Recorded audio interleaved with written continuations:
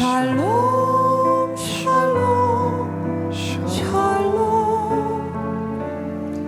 내일 두려워 말아라 나의 아들 나의 딸아 안심하라 샬롬 샬롬 샬롬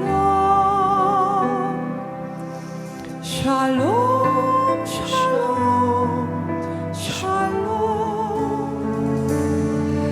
나의 평안을 주너라 세상과는 다른 평안 안심하라 샬롬 우리 함께 샬롬 부를까요? 샬롬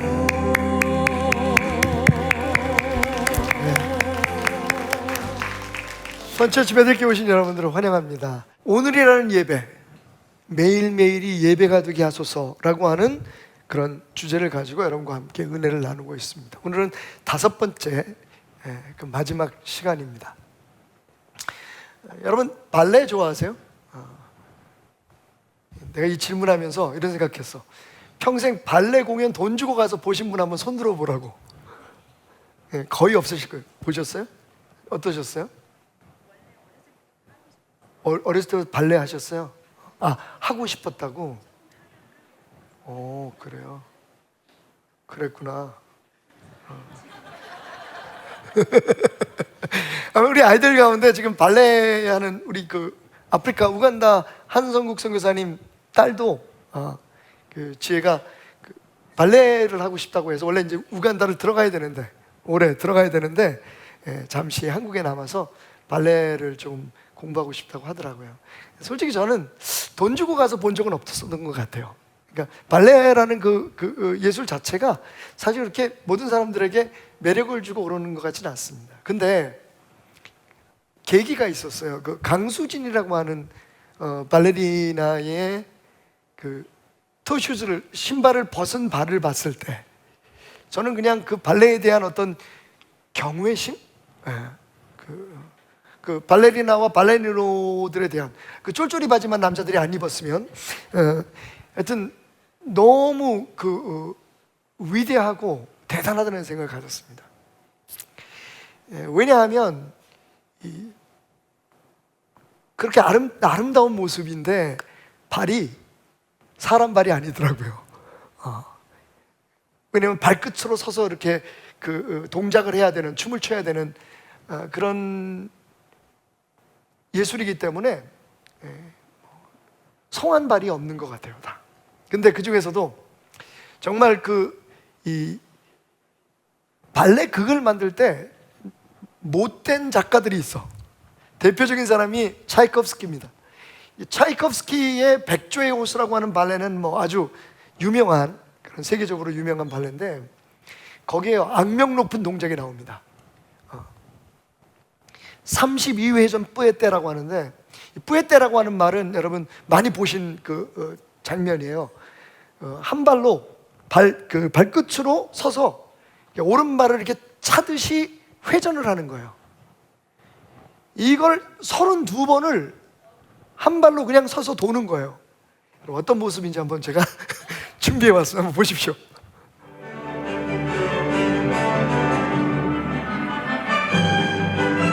셋, 넷, 다섯, 여섯, 일곱.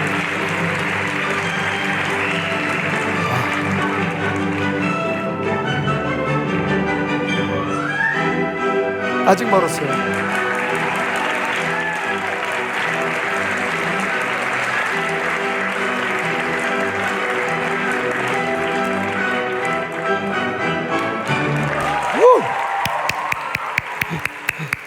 얼마나 훈련을 하고 얼마나 노력을 해야지 이렇게 할 수 있을까요? 근데 얼굴은 웃고 있어요. 그죠? 거기 그 관객들을 위해서 끝까지 웃으면서 저는 한 10바퀴만 돌아도 어지러워서 쓰러질 것 같아요. 근데 그것도 한 발로 서서 32번을 돈다는 건, 와, 이건 정말 대단한 일이라고 생각이 돼요. 근데 여러분, 얼마 전에 제가 그 비밀을 알았어요. 또 다른 한국에 나온 유명한 발레리나 하나가 TV 프로그램에 나와서 그 뿌에떼에 대해서 설명을 하는 거예요. 비결이 뭐냐? 32번을 어떻게 이렇게 흔들리지도 않고 넘어지지도 않고, 여러분 발 모양을 보셨는지 모르겠습니다만 거의 위치도 안 바뀌어요. 마치 팽이가 그 자리에서 돌듯이 딱 왼쪽 발로 축을 삼고 오른쪽 그 다리로 이렇게 킥을 하면서 도는데 거의 그 자리에서 별로 움직이지 않은 상태에서 이렇게 돕니다. 근데 그 비결이 뭐냐면, 그 뿌에떼를 시작하기 전에 먼저 관객석에 가장 중앙에 있는 한 사람에게 시선을 고정시킨다는 겁니다. 목표를 정하는 거예요. 그리고 돌 때 몸은 도는데 고개가 맨 마지막에 돌아간대요. 그래서 그 사람을 끝까지 응시하면서 몸이 돌아가면 고개를 맨 마지막에 돌리고, 그 다음에 고개를 돌리자마자 제일 먼저 돌아서면 제일 먼저 하는 게 뭐냐면 아까 봤던 그 사람을 응시하는 거예요. 그러니까 아주 짧은 시간, 몸을 돌리는 그 시간만 눈을 떼는 거지, 항상 그 중앙에 있는 그 한 사람, 딱 고정시킨 사람을 시작할 때도 바라보고 끝날 때도 바라보고, 그렇게 목표를 삼고 바라볼 때 32바퀴를 돌아도 위치의 변화나 혹은 이 균형을 흐트러지지 않는 그런 멋진 동작을 만들어낼 수 있다는 겁니다. 제가 마음속으로 박수를 치면서 우리 신앙도 마찬가지가 아닐까? 여기서 신앙의 원리를 저는 발견했죠. 살다가 보면 여러분, 우리가 잠시 우리의 눈길을 주님으로부터 떼어낼 때도 있어요. 그죠? 너무 바쁘고 힘들고 복잡하고 격동적인 그런 일들이 진행되는 상황 속에서 잠시 우리가 고개를 돌릴 때도 있고 돌아서야 되는 순간이 있잖아요. 근데 정말 이 뿌에떼처럼 그럼에도 불구하고 시작할 때 주님을 바라보고 끝날 때 바로 주님을 바라보고, 주님을 바라봐야 한다고는, 주님을 바라보지 않으면 쓰러진다. 주님을 바라보지 않으면 흔들릴 수밖에 없다는 것을 우리가 인지하고 인식하고 그렇게 주님 앞에 살아간다면 우리가 종종 흔들리고 무너지고 실수하고 길을 잃었다고 할지라도 결국 우리의 삶은 하나님 앞에 그렇게 아름다운 신앙의 모습이 되지 않을까라는 생각을 하게 되었습니다. 오늘 본문 말씀에 주인공인 이 시를 고백한 다윗의 신앙 안에서 신앙의 진수를 우리가 배웁니다. 8절, 내가 여호와를 항상 내 앞에 모시며, 한번 따라 합시다. 내가 여호와를 항상입니다 여러분.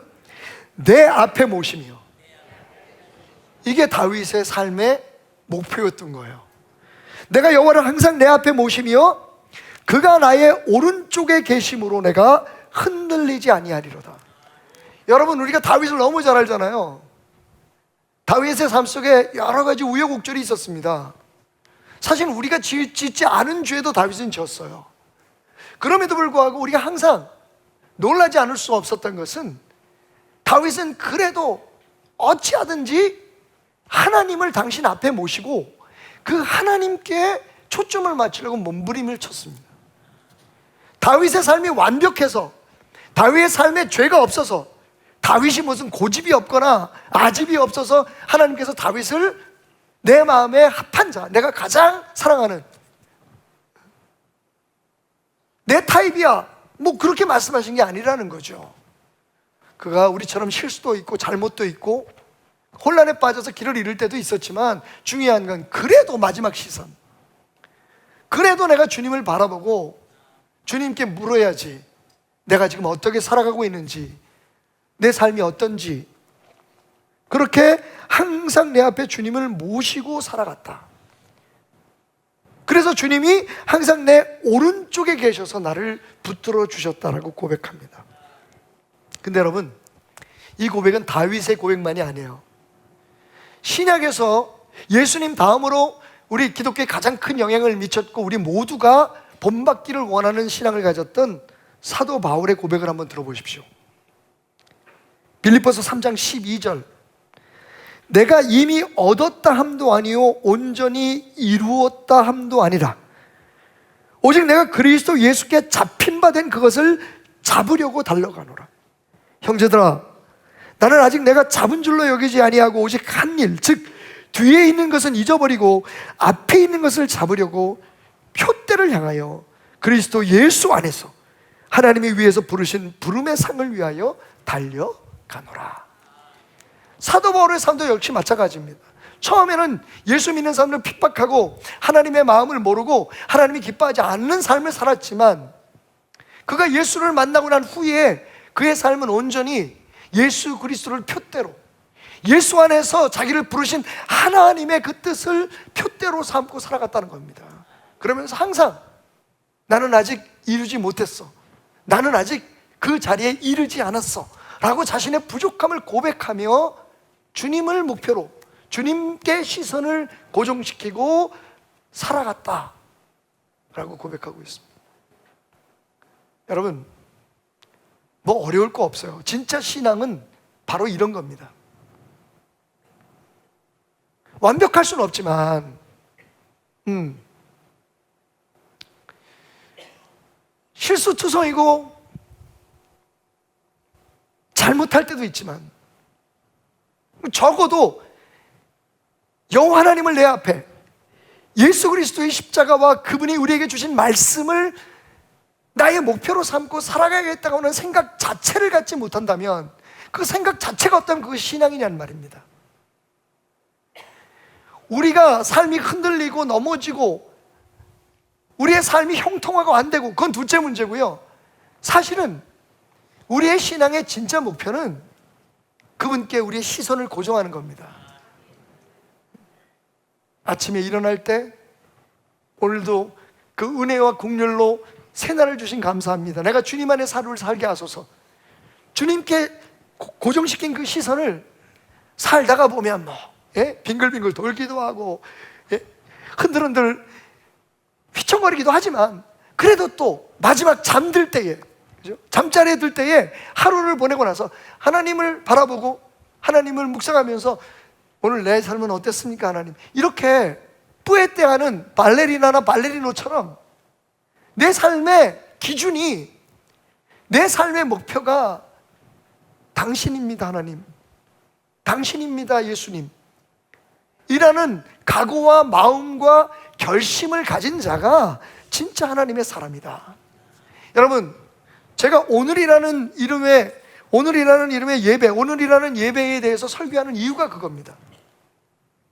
그동안 우리는 어쩌면 하루 왼종일 그냥 바쁜 일, 중요한 일, 그리고 우리가 해야 할 여러 가지 일들을 하면서 하나님을 기억하거나 하나님께 시선을 고정시키려는 생각을 많이 안 했을 수도 있습니다.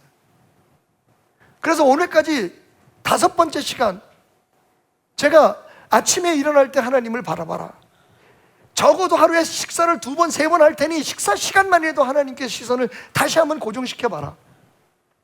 사람들을 만날 때, 인사할 때마다 샬롬으로 인사하면서 우리의 삶이, 이런 관계가, 오늘 하루가 예수 그리스도의 십자가의 대속의 은혜로 말미암아 우리에게 주어졌다는 것을 기억해내라, 그렇게 말씀을 드렸던 겁니다.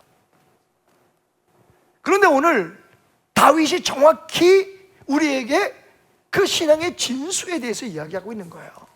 나의 삶? 나는 여호와를 항상 내 앞에 모시며 살았어. 그분에게 시선을 떼지 않았다는 겁니다.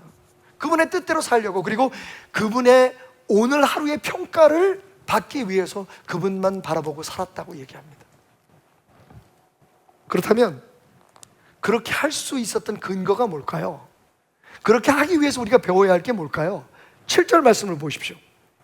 7절 말씀에 보니까 나를 훈계하신 여호와를 송축할지라.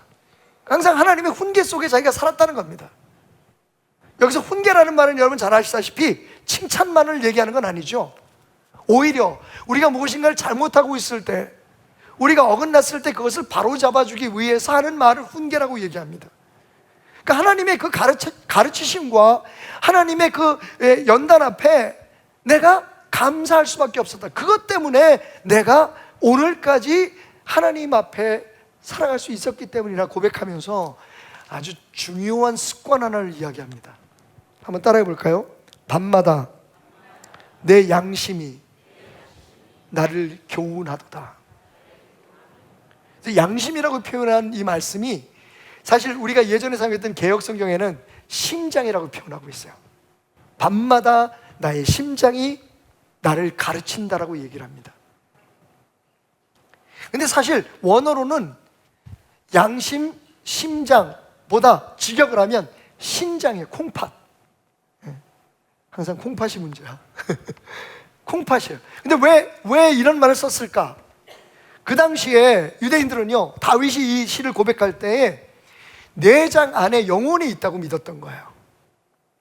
각 장기마다 나름대로 가지고 있는 그런 어떤 생각이 있었다, 정신이 있었다고 보는 거죠. 그래서 영어 성경에는 heart라고 번역이 되어 있고 우리 성경에는 심장 혹은 양심이라고 번역을 했습니다. 결국 말하면 나의 안에 영혼이, 나의 마음이, 그러니까 나의 보이지 않는 육체, 다음 주부터 내면 세계의 질서에 대해서 이야기하겠지만 우리 눈에는 보이지 않고 우리 손에는 만져지지 않는 내 속의 나, 그 나가 나를 교훈한다는 겁니다. 나를 깨우친다는 겁니다. 밤마다. 다른 얘기로 말하면 자기 성찰을 뜻하는 거죠. 하루 치열했던 하루를 보내고 난 후에 잠자리에 누울 때 다윗은 자기의 심장 소리를 들으며 자기 안의 소리를 들었던 거예요. 오늘 하루는 어땠는지. 그러면서 하나님의 훈계를 생각해냈던 겁니다. 그러면 다음 날은 다시 새로 허락하신 하나님의 하루 가운데 하나님의 뜻대로 살려고 하는 각오로 일어날 수 있었겠죠. 여기서 제가 많이 여러분들에게 소개하는 나태주 시인의 또 짧은 시 한 편 소개하려고 합니다. 여러분 알다시피 나태주 시인은 신앙을 우리와 같은 기독교 신앙을 가지고 있는 분인데, 이 시가 진짜 썸업 모든 걸 다 우리에게 정리해 준 것 같아요. 제목은 잠들기 전 기도입니다. 하나님, 오늘도 하루 잘 살고 죽습니다. 내일 아침 잊지 말고 깨워 주십시오. 이 시의 전문입니다. 나태주 시인은요, 잠자리에 들어서 잠이 드는 것을 하나님 안에서 오늘 하루의 죽음이라고 받아들인 거죠. 사도 바울의 말이 기억나죠? 나는 매일 죽노라. 내일을 염려하거나 내일에 대한 어떤 계획으로 복잡해지는 것보다 오늘 하루 나의 인생이 끝난 것처럼 하나님의 손에 나의 삶을 맡기고 나는 오늘 죽습니다. 그런데 하나님, 내일 아침 나를 다시 살려 깨워 주십시오. 온전히 하나님께 모든 것을 맡긴 예수님께서 십자가에서 마지막 외치셨던 것처럼 내 영혼을 아버지 손에 맡깁니다. 여러분, 분명한 건요, 우리가 십자가 전의 삶과 십자가로 인해서 대속의 은혜로 구원받은 그 다음의 삶은 반드시 달라져야 합니다. 그래서 사도 바울은 나는 예수 안에서 당신을 기억한다고 얘기해요. 예수 안에서 당신만을 안다고. 그 전에 당신이 누구였든지, 당신이 어떠한 가치관과 어떠한 삶의 모습으로 살아왔든지, 나는 당신이 예수를 만나 하나님의 자녀가 된 그 이후의 삶에 대해 관심을 가지고 그런 당신과 만나고 친교하기를 원한다고 고백합니다. 여러분, 우리가 십자가 이전의 삶과 이후의 삶을 동일시할 수 없는 이유가 뭔지 아십니까? 예수 그리스도께서 십자가에서 피 흘려 죽으심으로 말미암아 오늘 우리의 삶이 주어졌다는 이유 때문입니다. 그냥 살 수 없는 거예요, 사실은. 그냥 예전에 하는 대로 하고 거기다가 조금 더 종교적이고 조금 더 선행을 행하고 하는 거를 덧붙이는 삶으로 우리가 하나님의 사람으로 살고 있다고, 하나님의 사람으로 하나님 앞에 서겠다고 말씀할 수 없는 겁니다. 여러분, 어쩌면 거기까지는 생각하지 못했구나라고 생각하시고 개종을 생각하시는 분이 있을 수도 있겠지만, 제가 부담을 가지고 여러분에게 말씀드리면 기독교 신앙에 가장 우리가 받아들여야 하지만 두려운 것이 있어요. 그게 뭔지 아십니까? 우리의 삶은 단 한 번뿐이라는 겁니다. 불교 같은 종교는요, 제2, 제3의 기회가 주어져요. 그런데 우리는 한 번 산 인생으로 하나님 앞에 섭니다. 그러니까 그 인생 전체에 오늘 하루가 소중한 거예요. 이 오늘 하루를 십자가를 모르는 사람처럼, 예수 그리스도의 은혜와 관계없는 사람처럼 우리가 그냥 살아간다면 그런 하루하루가 계속 겹쳐져서 나중에 주님 앞에 섰을 때 우리가 예수님을 알지만, 예수님을 믿지만 우리가 예수의 사람으로 살지 않았다고 하는 부끄러운 평가를 받을 수밖에는 없을 겁니다. 그래서 밤이 중요해요. 밤이 중요합니다. 사실 우리의 밤은, 특히 대한민국의 밤은 그렇게 하나님 앞에 자기의 시간을 드릴 만큼 여유롭지 않은 건 맞습니다. 텔레비 봐야죠, 스마트폰 봐야죠, 또 진짜 가기 싫은 그런 회식 자리에 억지로 끌려가서 술 한잔 먹고 너무 지쳐서 집에 들어오고 양말 벗기도 귀찮게 쓰러져서 잠을 자야 되는데, 여러분, 거기 어디 무슨 묵상이 어디 있고 하나님 오늘 나 죽습니다, 내일 아침 깨워주세요 라고 하는 어떤 시가 있을 수 있겠습니까? 그럼에도 불구하고 여러분, 우리는요 거의 우리의 생명을 걸고 우리의 모든 것을 걸고 다윗이 고백한 것처럼 밤마다 우리의 심장의 소리를 들어야 합니다. 우리의 양심의 소리를 들어야 돼요. 왜냐하면 오늘 하루가, 그리고 이어져야 될 또 다른 하루가 예수 그리스도의 보혈의 능력 위에, 그리고 하나님의 손 안에서 살아가야 될 또 다른 날이기 때문입니다. 문제는 이런 자기 성찰, 자기 반성의 시간, 그리고 저녁에 그 밤늦게 단 1분이라도 하나님, 나 오늘 괜찮게 살았나요? 그러다가 잘못한 게 깨달아지면 하나님 오늘 이거 잘못했는데, 그래야 우리가 하나님을 믿는 사람인 거죠. 그냥 아무 생각 없이 또 하루가 가고 또 하루가 가고 의미 없이 그렇게 반복되는 하루 끝에 주님을 만날 때, 그때 우리는 어떤 요행을 기대할 수 있을까요?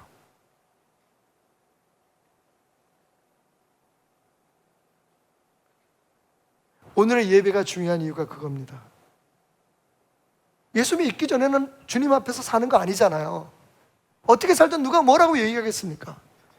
하지만 예수님을 믿고 난 후에 적어도 내 시선의 처음과 끝이, 내 삶의 중간중간이 내 앞에 계시는, 나를 지켜보시는 하나님과 눈을 맞춰야 된다. 그래야만 내가 그나마 흔들림을 줄이고 쓰러지고 엎어짐을 줄일 수 있다는 것을 인정하고 결단하지 않는다면 우리의 신앙은 그냥 그렇게 흘러가서 주님 앞에 부끄럽게 서는 신앙이 되고 말 겁니다. 우리 하루는 그래서 중요합니다. 특별히 조용히 격정적이고 혼란했던 하루를 보내고 내 머리에 가득 찼던 모든 생각과 세상의 모든 연미와 근심들, 그리고 분노와 짜증거리들 다 내려놓고 하나님과 나만이 잠시 함께 할 수 있는 그 시간, 우리의 심장의 소리를 들어야 합니다. 오늘 하루도 주님이 이렇게 살게 하셨군요. 내일 아침도 부탁합니다, 주님.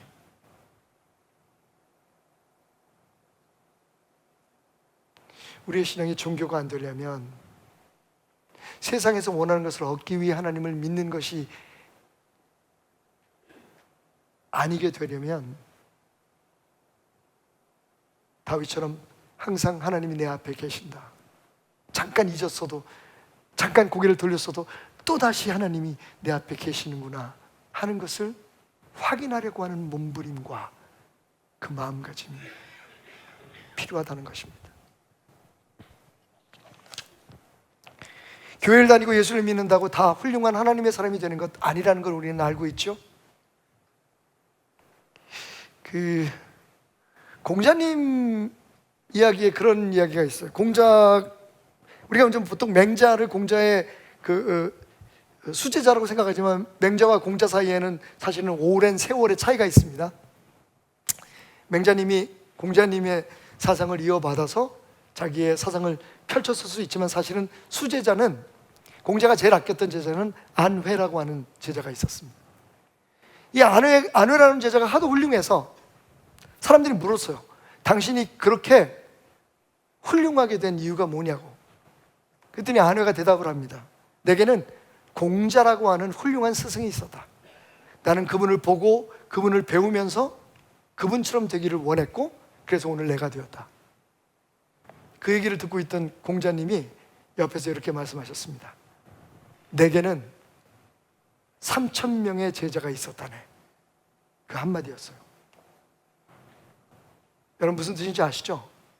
내게 3,000명의 제자가 있었지만 다 당신 같지는 않았다는 거예요. 너처럼 나를 닮고 내 가르침대로 살았던 사람이 많지 않았다는 겁니다. 어쩌면 예수님 우리에게 똑같은 말씀 하실 거예요. 하나님을 믿는 사람이 얼마나 많습니까, 여러분? 예수 그리스도의 십자가의 보혈의 능력으로 오늘 하루를 살아갈 수 있다라고 그렇게 느끼는 사람들이 얼마나 많습니까? 하나님 앞에 나와서 이것 달라 저것 달라, 이거 해주세요 저거 해주세요, 안 되면 화를 내고 짜증을 내고 원망하고 투정 부리고, 여러분 정말 하나님을 믿는 사람들이 얼마나 많습니까? 하지만 진짜 하나님을 믿는 것은 무엇입니까? 그 수많은 사람 중에 정말 하나님의 마음에 합한 사람은 누굴까요? 오늘 다윗처럼 자기 심장의 소리, 자기 자신의 반성을 할 줄 아는 사람이 아닐까요? 뭐 내가 착하게 살았나, 내가 뭘 불쌍한 사람을 도와줬나, 이게 아니라, 도덕적이고 윤리적인 기준이 아니라 적어도 하나님 앞에서 내가 하나님의 사람으로 오늘 어떻게 살았는가. 나는 밤마다 내 심장의 소리를 듣습니다. 나는 밤마다 그렇게 내 자신에게 묻습니다. 세 가지 질문을 오늘 말씀에서 찾을 수 있을 것 같아요. 첫 번째, 나의 하루는 하나님이 삶의 주인이 되셨는가? 오늘 하루도 나의 삶의 주인이 하나님이었는가? 여러분, 이건 당연히 하나님을 믿는 사람들에게 스스로 물어져야만 하는 질문인 거죠. 오늘 1절부터 말씀 다시 읽습니다. 하나님이여 나를 지켜주소서. 내가 죽게 피하나이다. 내가 여호와께 아뢰되 주는 나의 주님이시오니 주밖에 나의 복이 없다 하였나이다. 주밖에 나의 복이 없다 하였나이다. 여러분, 다윗은 세상의 어떤 권력이나 그가 어렵사리 얻은 왕좌, 그리고 물질이나 혹은 주변에 있는 사랑스러운 사람들이 자신의 복이라고 생각하지 않았습니다. 주밖에라고 얘기를 하고 있어요. 오직 나의 복은 하나님이십니다. 땅에 있는 성도들은 존귀한 자들이 나의 모든 즐거움이 그들에게 있도다. 삶의 관계에 있어서도 하나님 안에서의 즐거움을 추구했다고 말합니다. 그리고 말하기를 다른 신에게 예물을 드리는 자는 괴로움이 더할 것이나 나는 그들이 드리는 피의 전제를 드리지 아니하며 내 입술로 그 이름도 부르지 아니할 것이다. 하나님 이외에는 없다는 겁니다. 내가 힘들 때 피할 수 있는 곳, 내 삶에 추구하는 최고의 목표, 그리고 내가 만나는 모든 사람들과 나의 삶의 모든 관계 속에 주인이 되시는 분, 하나님. 여러분, 밤에 잠자리에서 우리가 물어야 될 질문입니다. 오늘 혹시 세상 사람들의 시선이 혹은 물질이, 때론 사랑하는 사람들, 자녀들이 내 삶의 주인은 아니었나? 하나님이 우리에게 주신 복들이잖아요.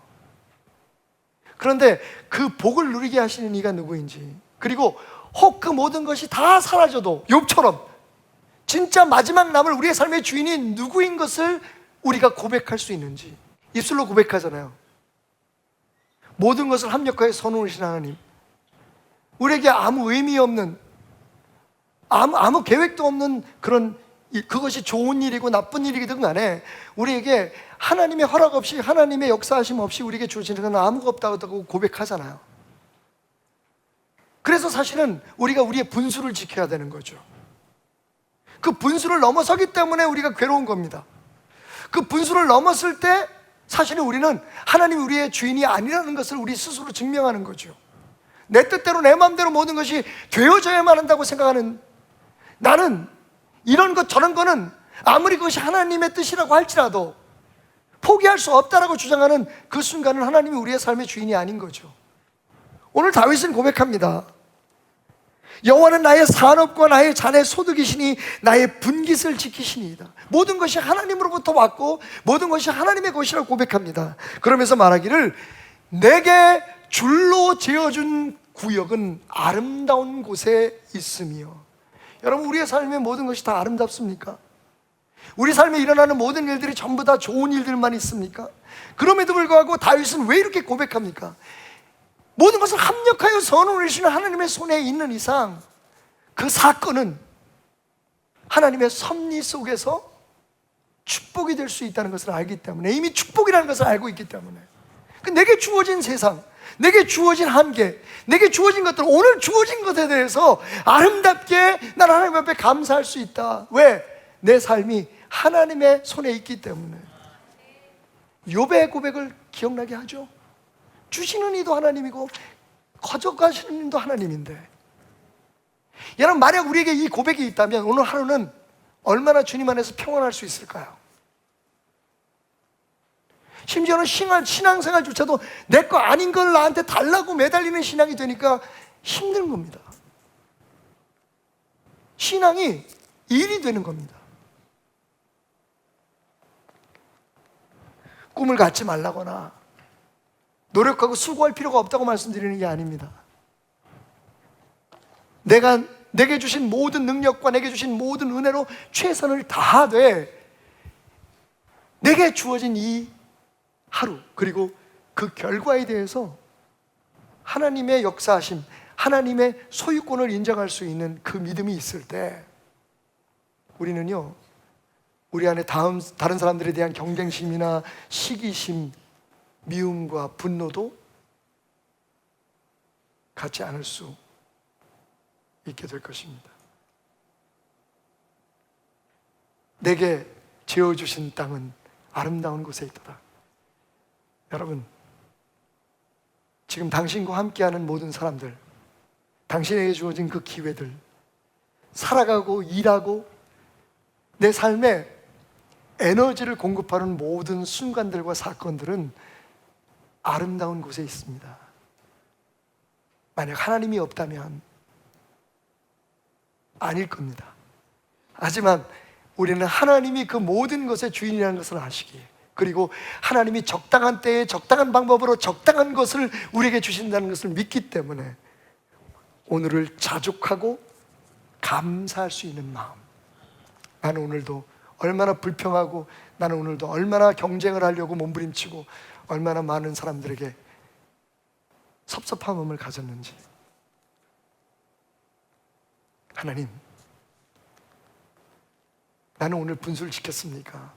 나는 오늘 하나님의 은혜를 잊지 않고 감사할 수 있었습니까? 라고 당신의 심장이 묻는 말에 고백할 수 있는 밤이 되었으면 좋겠습니다. 마지막은 나는 하나님과 오늘도 동행했는가 하는 겁니다.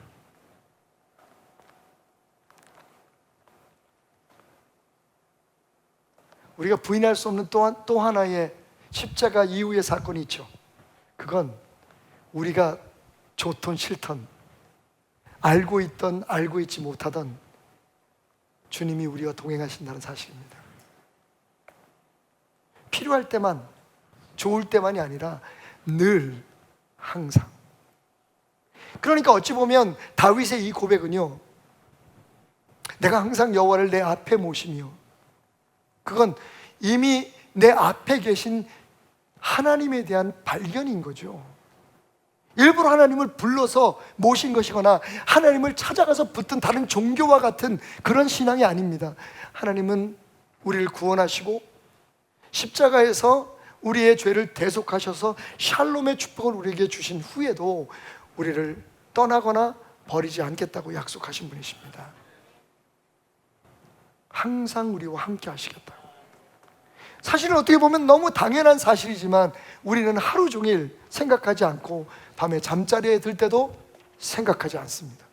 하나님이 오늘 함께 하셨다는 걸. 이렇게 말씀드리면 여러분의 부담이 조금 줄어들 수 있을까요? 압니다, 여러분.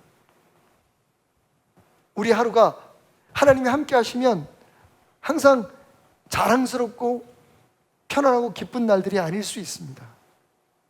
하지만 그렇다고 해서 하나님이 함께 하신다는 사실을 그냥 내가 모른 척하고 사는 것이 우리의 삶에, 적어도 우리가 신앙을 가졌다면 평안함을 줄 수 있을까요?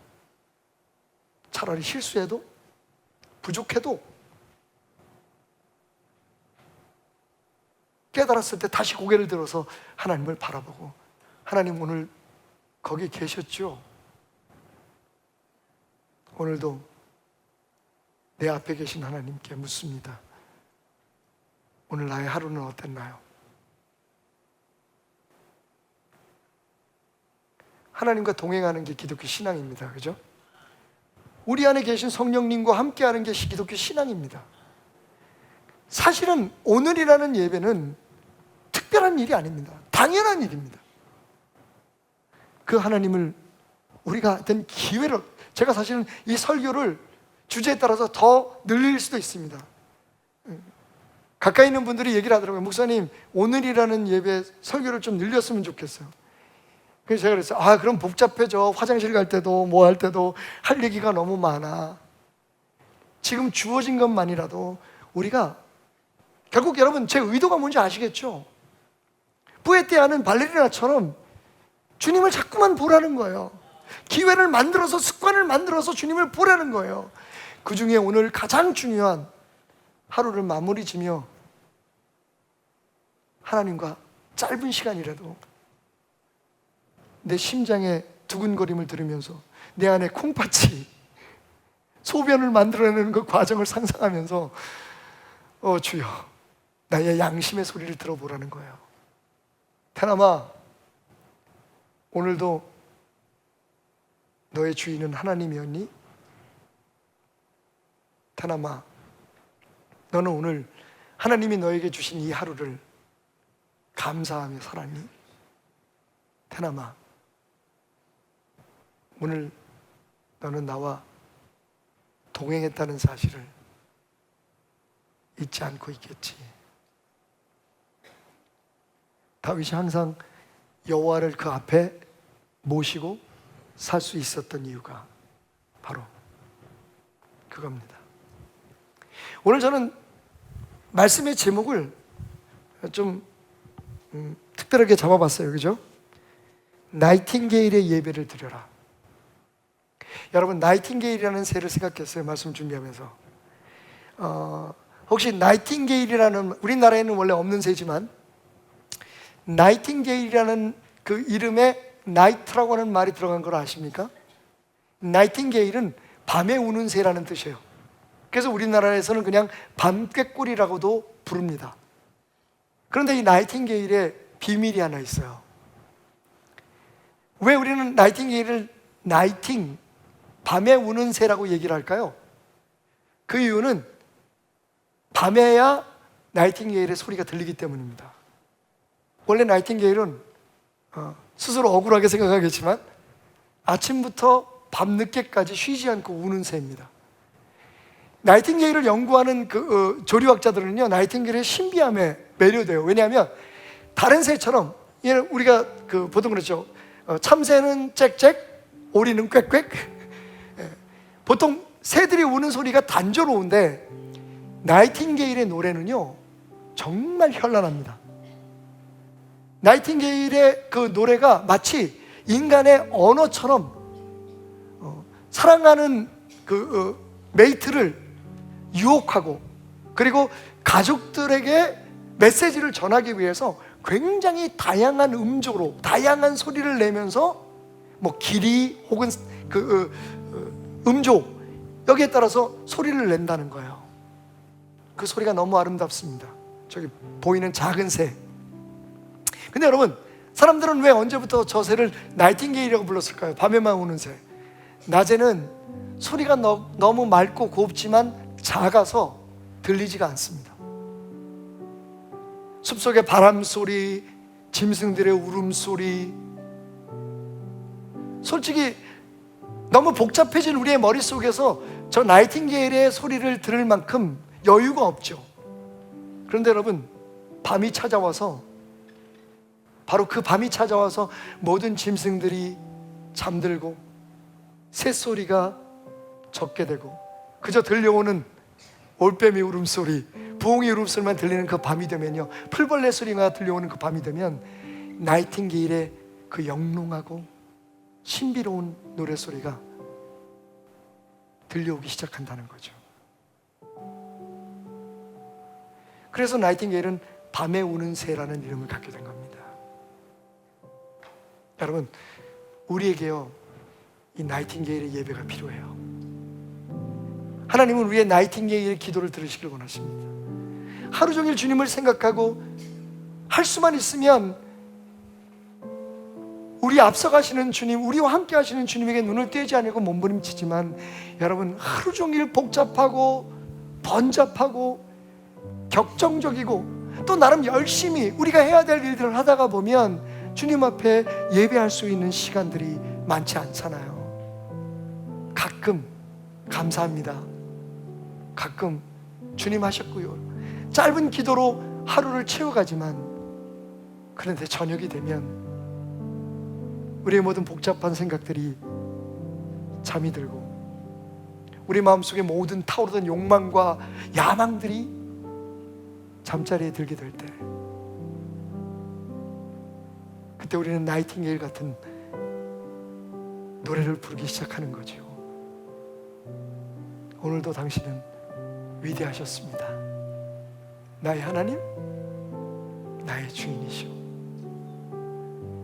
그런데 오늘 나의 하루의 삶은 어떠셨나요? 내일은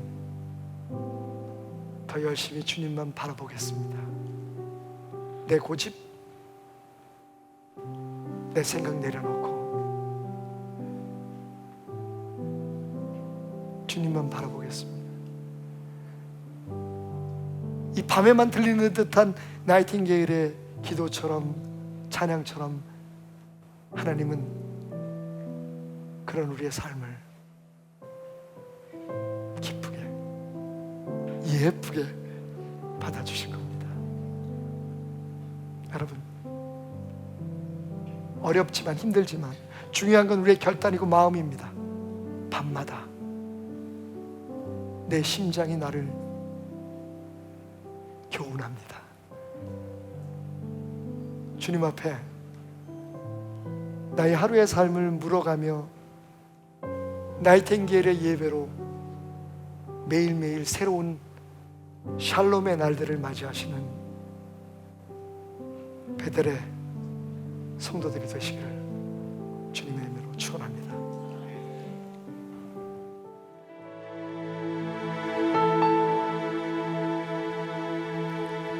샬롬 샬롬 샬롬 샬롬 샬롬 샬롬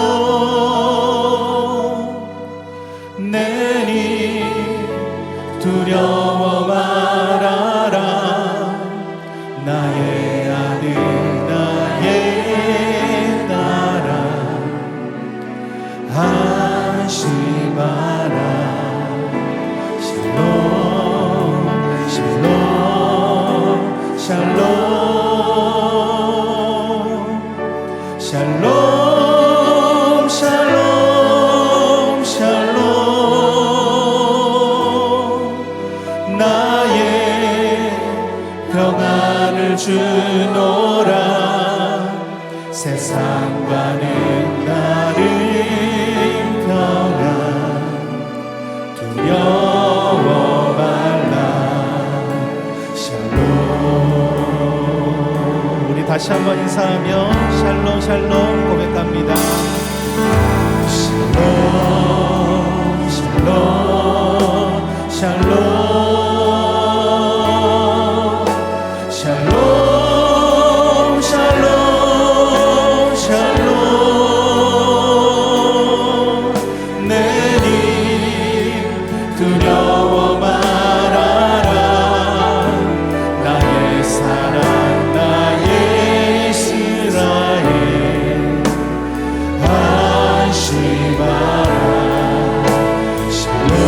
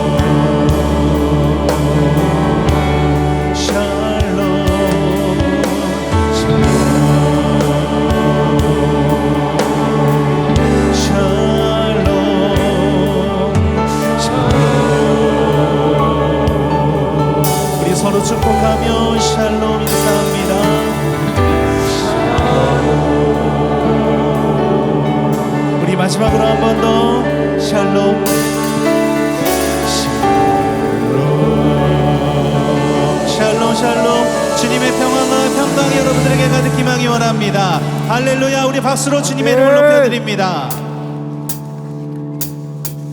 우리 다 같이 일어나서 하나님 앞에 박수치며 찬양으로 영광 올려드리겠습니다. 오늘도 내 영이 주님을 기뻐합니다. 할렐루야. 내 영이 주를 찬양합니다.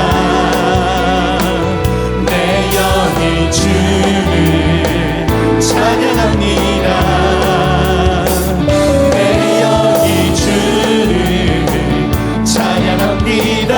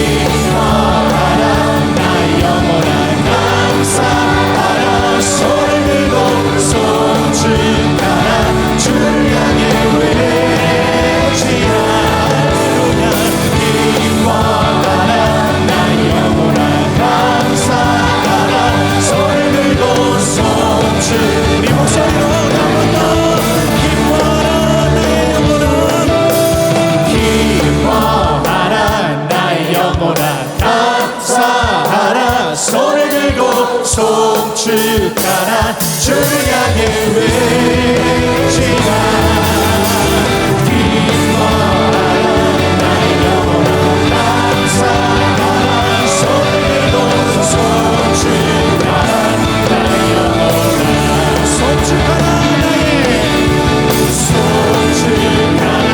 나의 영혼아 우리 마지막으로 한 번 더 송축하라 나의 영혼아 할렐루야 오늘도 주님을 송축합니다. 우리 계속해서 박수치며 하나님께 찬양으로 영광 올려드리겠습니다.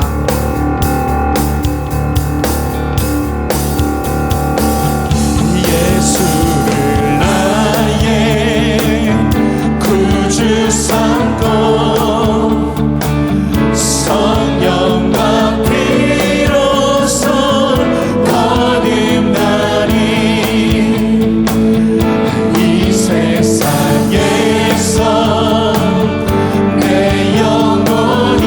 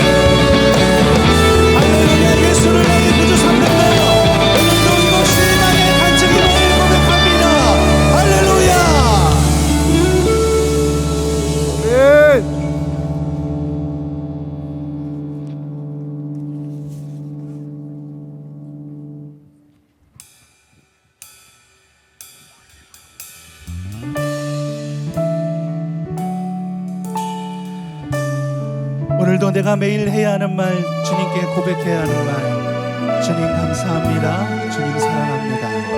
같이 고백하겠습니다.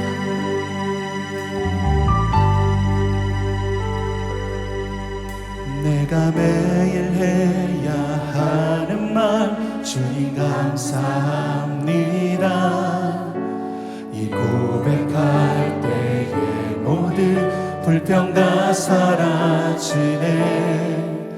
내가 매일 해야 하는 말, 주님 사랑합니다. 이 고백할 때에 모든 공허함 사라지네.